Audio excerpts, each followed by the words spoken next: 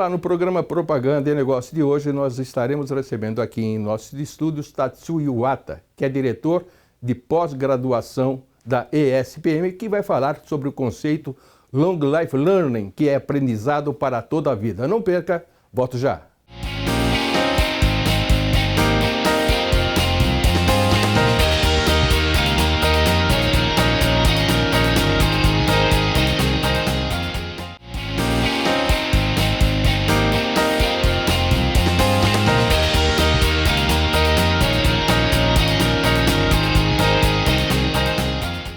Olá, como eu disse na abertura, estou aqui ao lado de Tatsuo Iwata, que é o diretor de pós-graduação da ESPM, minha querida ESPM. Tatsuo, obrigado pela presença aqui, viu? É um prazer te receber. Eu que agradeço, Décio, pelo convite. Um prazer estar aqui com você hoje. Eu quero falar muita coisa com você.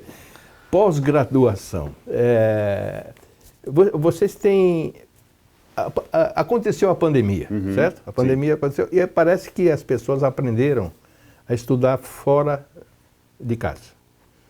Eu sei que a ESPM se especializou em cursos offline, né? Offline, não sei se é offline... os presenciais, né? Os presenciais, fora da faculdade. Sim, sim. E você tem essa área de pós-graduação, que parece que é o ideal para esse tipo de business, né? Sim. Me fala um pouquinho de você e depois bom. Me fala sobre essa pergunta específica, por favor. Bom, primeiro é um prazer estar aqui com você, estar aqui conversando com os espectadores sobre esse universo, que é um universo muito desafiador, muito complexo e muito atual na conexão que ele faz com o nosso dia a dia, com a forma como as pessoas hoje trabalham. Eu acho que a pandemia trouxe, de fato, uma série de mudanças, dentre elas, mudanças significativas na forma de trabalhar e na forma das pessoas enxergarem como lidar, né, com uma dinâmica e com um mercado tão em movimento e tão incerto quanto é o nosso. Mas mudou muito, né? Muito. Eu tenho um número, não sei se é verdadeiro ainda, a Avenida Paulista e Faria Lima tem cerca de 50% de área vazia de escritório. A gente teve movimentos assim no Rio de Janeiro, aqui, né, Paulista, Faria Lima, mas foi um primeiro movimento, foi um movimento mais radical e que levou as pessoas a dizer, bom, agora tudo mudou, será tudo online, as empresas vão devolver seus escritórios, vão passar a trabalhar remoto e com alguns encontros eventuais presenciais. De fato, algumas fizeram isso, né? Áreas inteiras de empresas grandes mudaram completamente o seu modelo de trabalho. Mas aos pouquinhos a coisa vai voltando, né? E eu acho que é um pêndulo, né? A gente foi para um lado extremo, agora, né, estava num lado extremo, foi para o outro, e agora a gente começa a fazer um equilíbrio para que ele fique no meio do caminho, né? Essas mesmas empresas, muitas delas voltaram a ocupar plantas em prédios, né, andares, com o objetivo de fazer um trabalho de integração entre possibilidades, tanto do online quanto do presencial. Eu costumo dizer que a nossa vida, ela é híbrida, ela não é offline totalmente, porque a gente está o tempo inteiro no celular, no tablet, no computador, a gente está conectado. Eu ontem estava em Porto Alegre, por exemplo, no trajeto da SPM para o aeroporto, eu fiz 2 reuniões, conectado ali nas plataformas hoje que possibilitam que a gente fique, não necessariamente fisicamente, mas fique em contato e fique próximo. Agora, uma outra coisa que eu acho que também a pandemia nos trouxe foi um grande aprendizado sobre como lidar com o incerto, né? Ninguém esperava. Eu me lembro quando a gente definiu que as aulas iam ser suspensas, em março de 2020, havia ali uma incerteza muito grande, um medo, etc., mas por mais medrosos e preocupados que estivéssemos, a gente nunca imaginou que seriam 2 anos. A gente imaginava que, mais uns 2 meses, 1 mês, 2 meses, não. Aí foi, semestre passou o outro, passou mais um.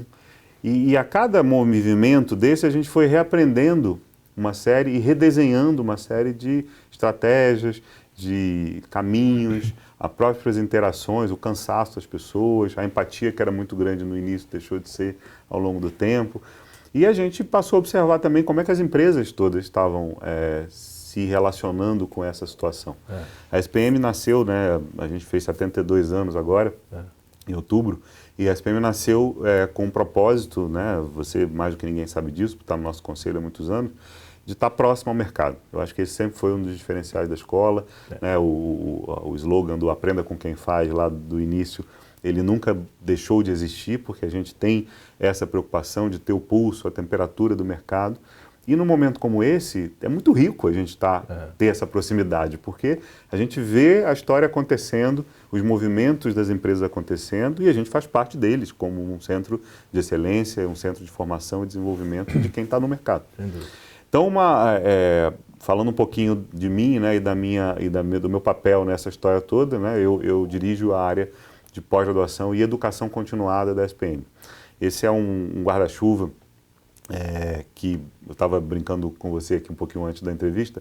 Assim, tem a graduação e tudo que não é graduação, todo o resto está embaixo dessa minha diretoria. Então, pós-graduação, lato sensu, né, como a gente chama no Brasil, as especializações, os MBAs, os Masters, especializações, pós, etc. Os mestrados e doutorados, então a SPM tem 2 doutorados e 4 mestrados, né, uma área de pesquisa aplicada, pesquisa que busca desenvolver conhecimento científico aplicado e próximo do mercado. A área de cursos livres, né, dos cursos de extensão, que é uma área muito importante nessa dinâmica mercadológica que a gente vive hoje. E a área dos cursos online, que também é uma área muito bem sucedida na escola.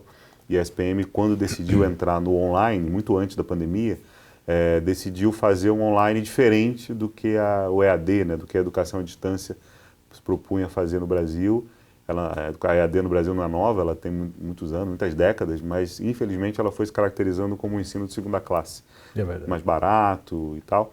E a gente não entende isso dessa forma e nem a marca permitiria que a gente fizesse uma entrega que fosse em qualidade inferior àquela outra do presencial. Então a gente entende o EAD como uma modalidade, possibilidade de você acessar discussões de sala, processo de aprendizagem, independente do lugar que você esteja, combinando uma sincronicidade das aulas ao vivo com uma assincronicidade de você poder estudar o seu tempo, dentro do seu ritmo.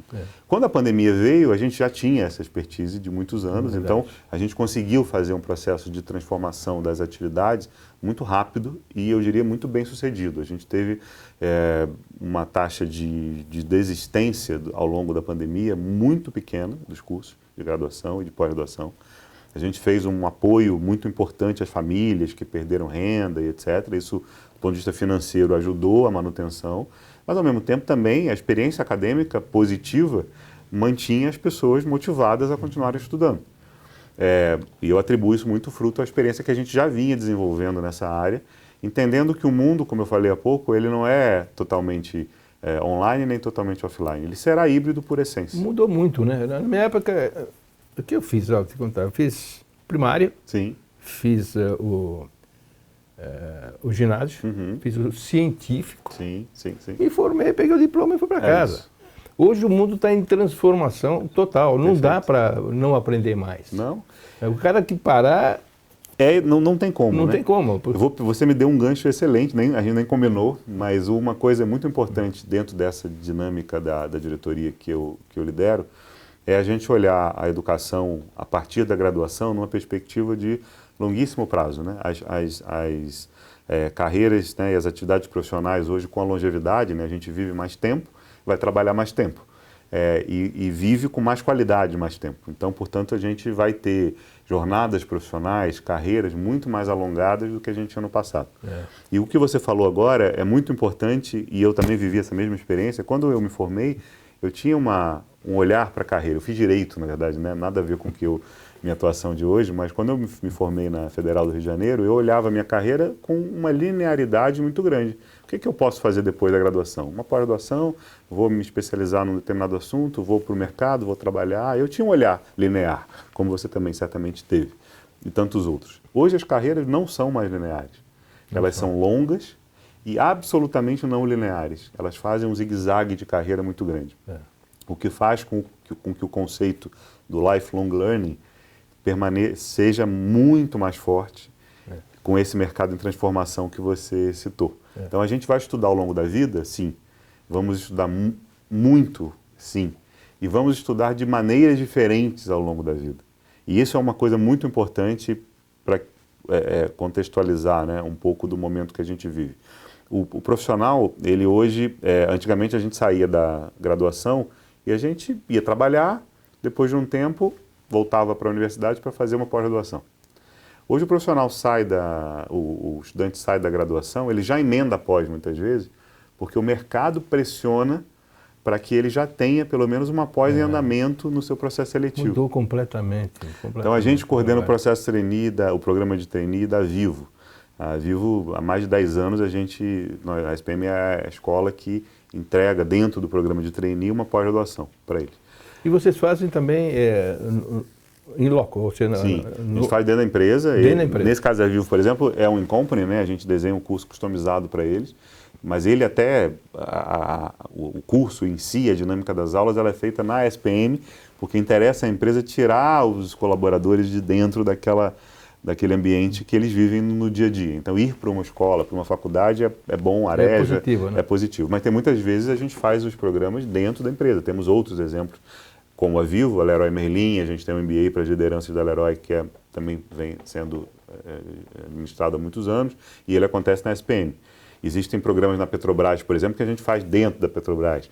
Depende muito da empresa, muito de como a empresa encara o desenvolvimento dos seus colaboradores. Tem empresas que têm estruturas grandes, como universidades corporativas, com salas, com espaços para aquele desenvolvimento. O importante é aprender, se não parar de aprender. E o online ajudou, porque hoje a gente tem empresas com capilaridade grande, empresas que estão com uma distribuição nacional, por exemplo, como é o caso da Petrobras e outras, a própria Vivo, etc. Você não precisa deslocar as pessoas mais para São Paulo ou para o Rio de Janeiro para fazer os cursos. Você pode fazer onde eles estiverem. Isso é muito importante.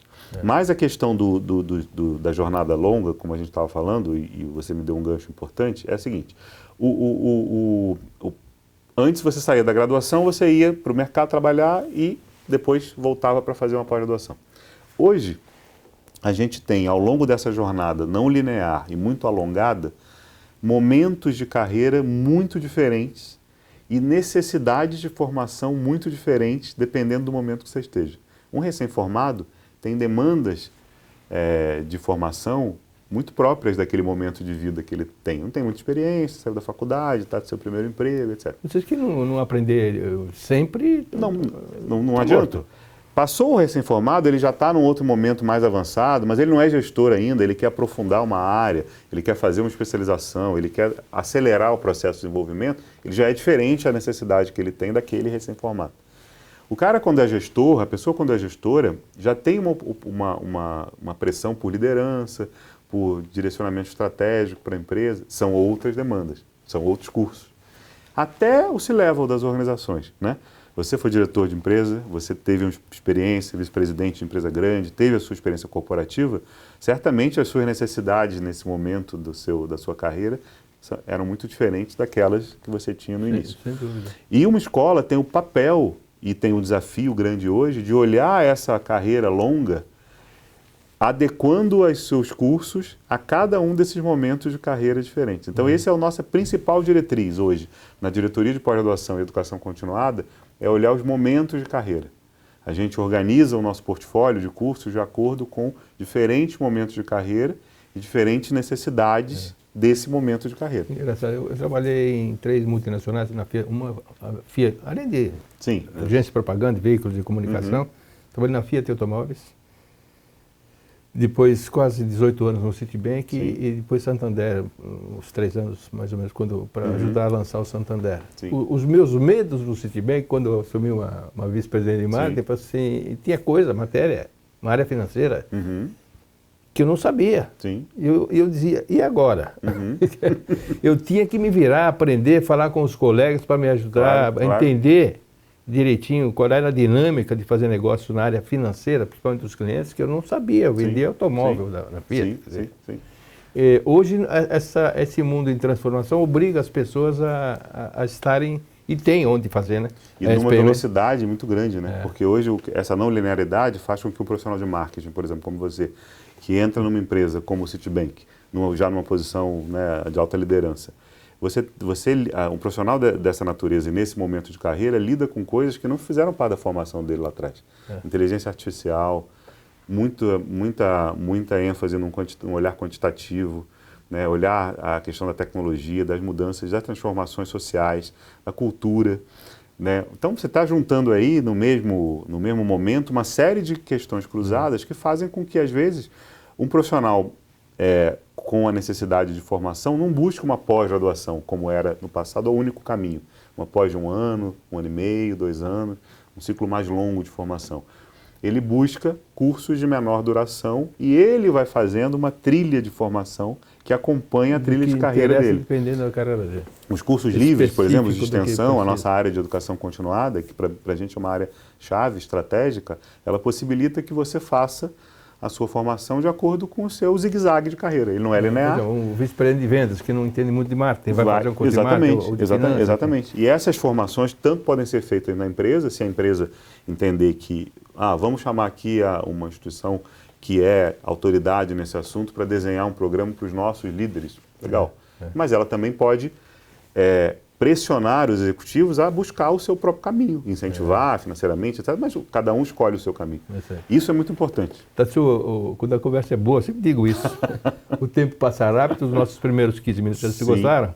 Então você acompanha Tatsuo Iwata, que é o diretor de pós-graduação da ESPM, que está dando um show de entrevista. Estou aprendendo aqui com você, sabe? Obrigado. Aqui para a gente no Propaganda e Negócio. Até já.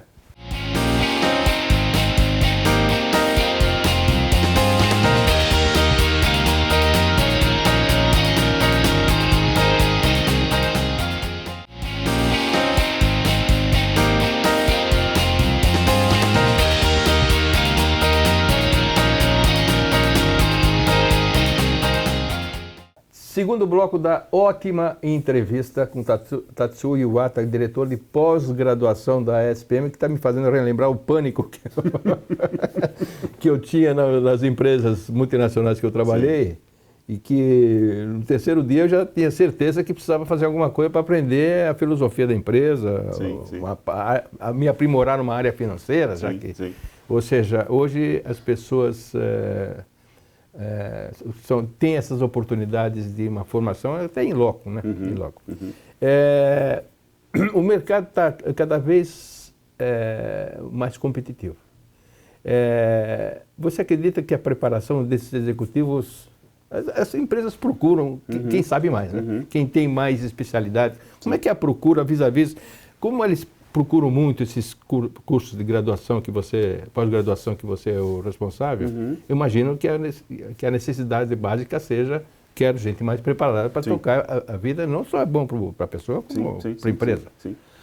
Isso acontece e o que as empresas têm buscado cada vez mais são profissionais que estejam preparados, não tecnicamente sobre um assunto só, porque isso, de fato, era o que acontecia antes, né? A gente escolhia uma pós-graduação num assunto e você ia naquela formação, porque aquilo te atendia nas demandas que o mercado trazia. Tem que aprender Hoje em dia, você mesmo falou, né? Você assumiu a vice-presidência de um banco, como o Citibank, uma multinacional, um banco americano, no mercado brasileiro. Você tinha uma posição de topo, de liderança nessa organização em marketing. E você tinha que lidar com finanças, você tinha que lidar com cultura, não só organizacional, mas a cultura mesmo do país onde um banco estrangeiro estava presente, com o comportamento das pessoas, que tem mudado muito, né? A gente estuda muito o comportamento do consumidor e acho que é um grande desafio as empresas hoje lidarem com a sociedade onde a gente está vivendo, porque existe uma mudança muito grande e muito complexa, né, na sociedade e no comportamento das pessoas, né? Os consumidores hoje, eles não são o comportamento deles não é tão óbvio quanto foi no passado e nem respondem a uma questão só, são várias. Psicologicamente você tem um impacto, mas também do ponto de vista cultural, do lugar onde ele está inserido e da dinâmica social, né, das mudanças que vem acontecendo. E essas pessoas, esses alunos que te procuram na pós-graduação, eu tenho a impressão, eu converso com muita gente daqui, essas pessoas bem mais jovens, né, que têm esse tipo de preocupação, eles querem se preparar, porque eu falei, fiquei 20 anos no Citibank, 10 anos na vida, não tem mais isso. Sim. Eles querem estar preparados para um mercado que não existe ainda. Isso, exatamente. Como é que você vê isso?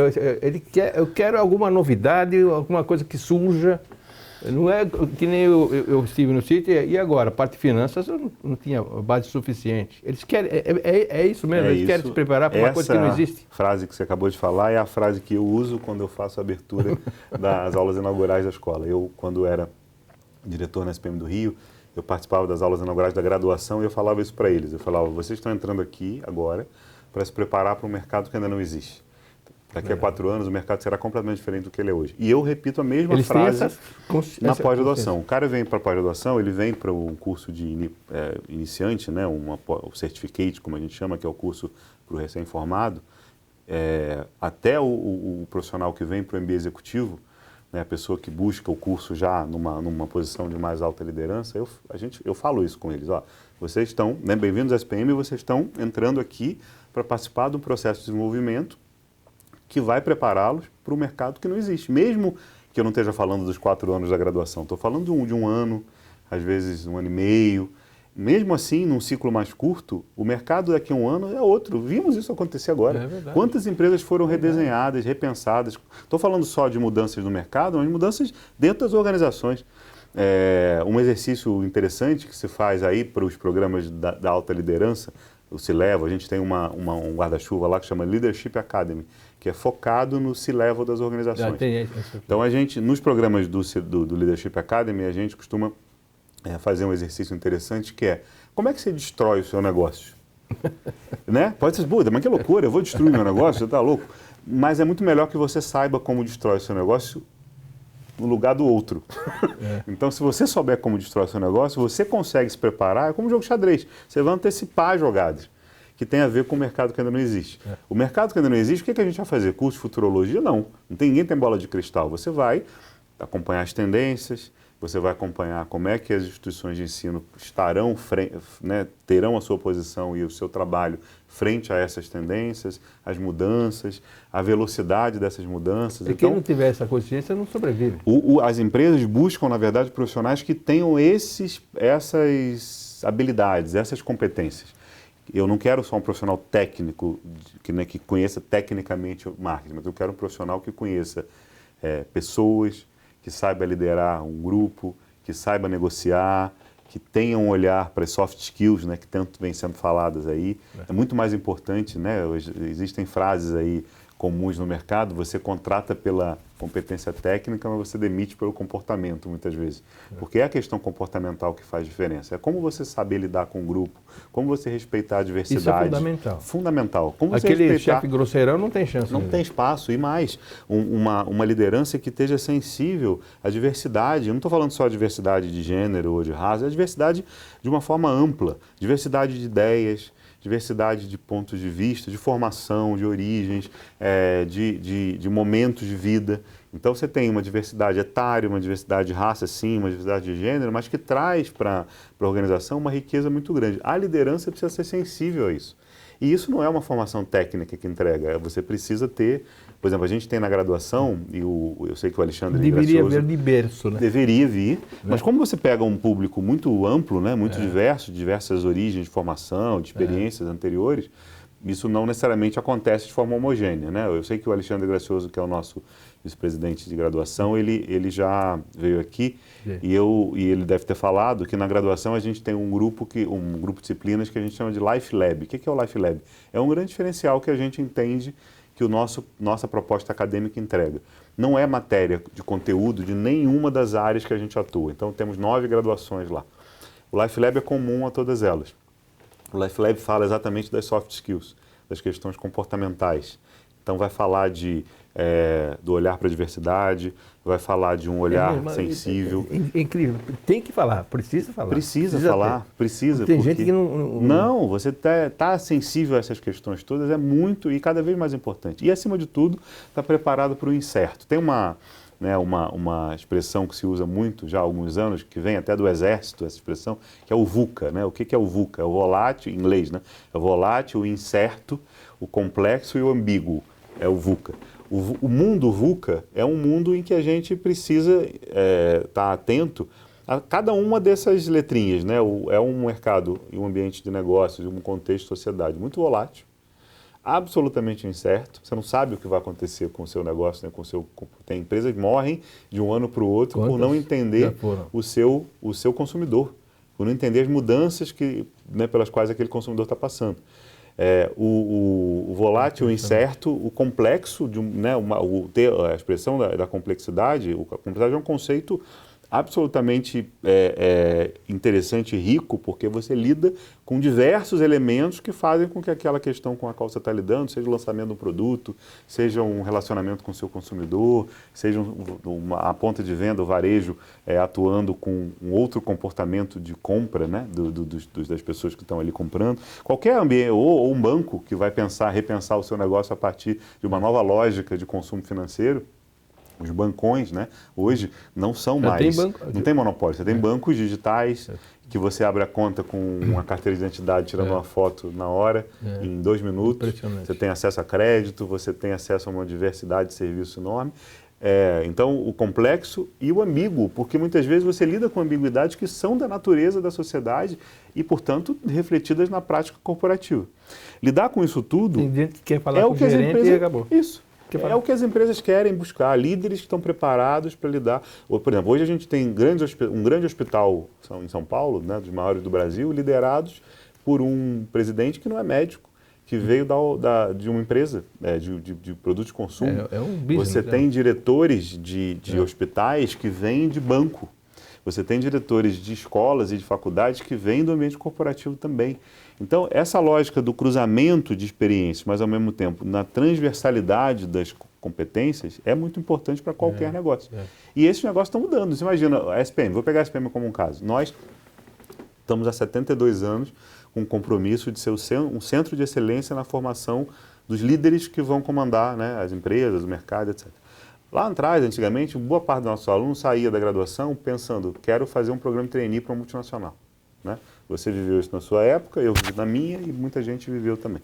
Hoje em dia, tem muita gente que sai da graduação e não quer trabalhar em multinacional, ou quer empreender, ou quer trabalhar numa startup, mesmo que não seja ele a empreender o negócio, ele quer trabalhar naquele ambiente, naquele universo corporativo.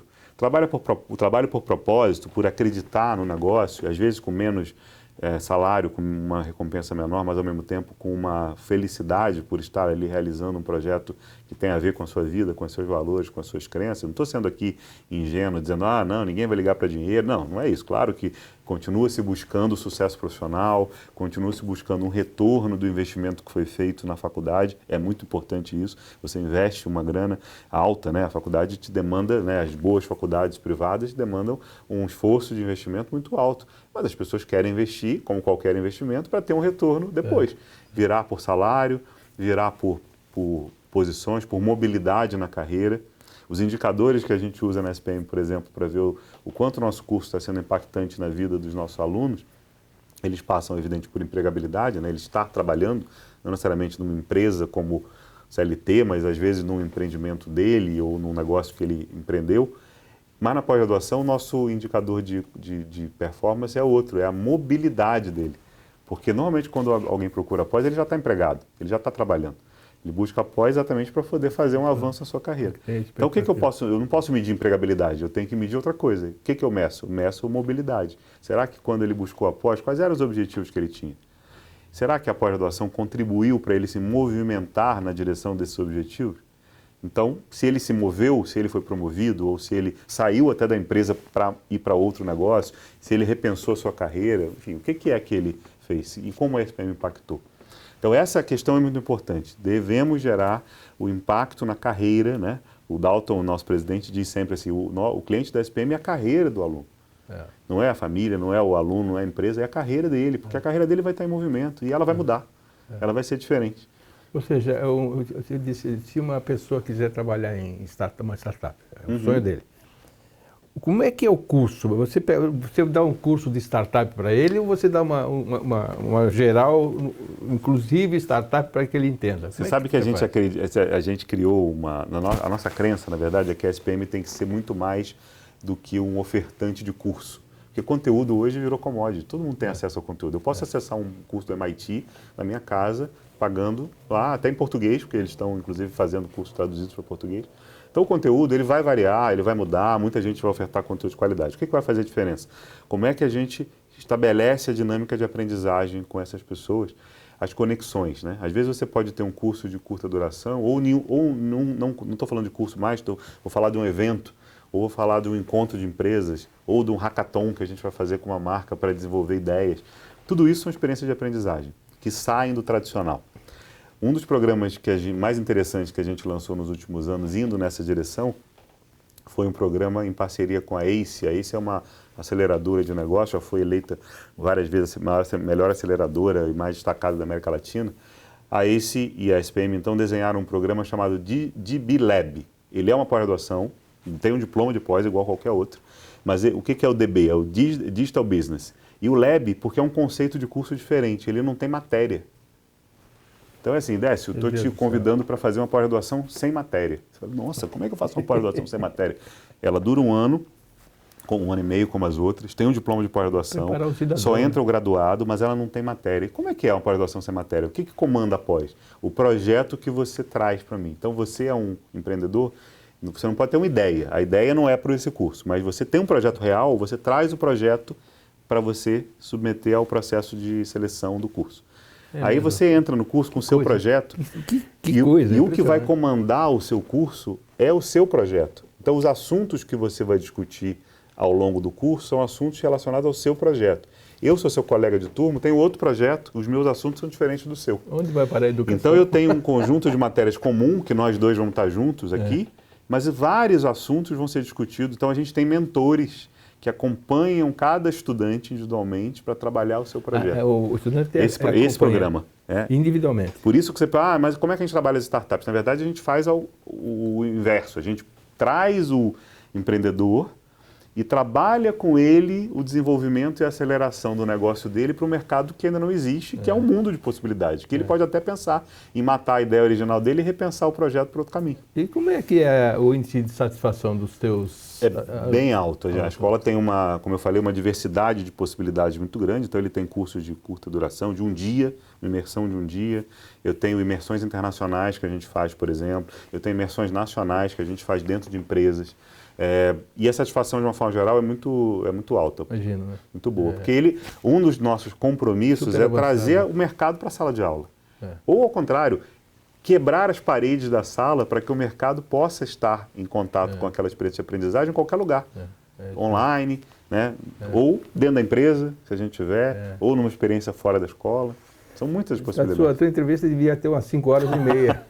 Mas eu venho de novo, não tem problema. Venha, por favor. A gente está fechando... é apenas a primeira parte. A gente está fechando o planejamento. A SPM está procurando alguma coisa a fazer. Tá, a gente está fazendo uns olhares aí sobre, além de São Paulo, capital, e Alphaville é um dos lugares que a gente quer estar, com certeza. Tatsuo Iwata, muito obrigado por ter vindo, viu, meu amigo? Décio, um prazer Parabéns enorme estar aqui pelo teu com trabalho. você. Sempre fui seu fã, seu admirador eu agradeço SPM, muito, agradeço o apoio, né, no Conselho da Escola e é muito bom estar aqui com vocês. É um grande prazer ter participado da vida da escola e entrevistando você aqui. Eu aprendo muito com vocês, pode ter certeza. Muito bom. Muito obrigado. Esse foi Tatsuo Iwata, que é o diretor de pós-graduação e muito mais da grande ESPM. Eu espero que todos vocês tenham gostado e até a próxima. Tchau.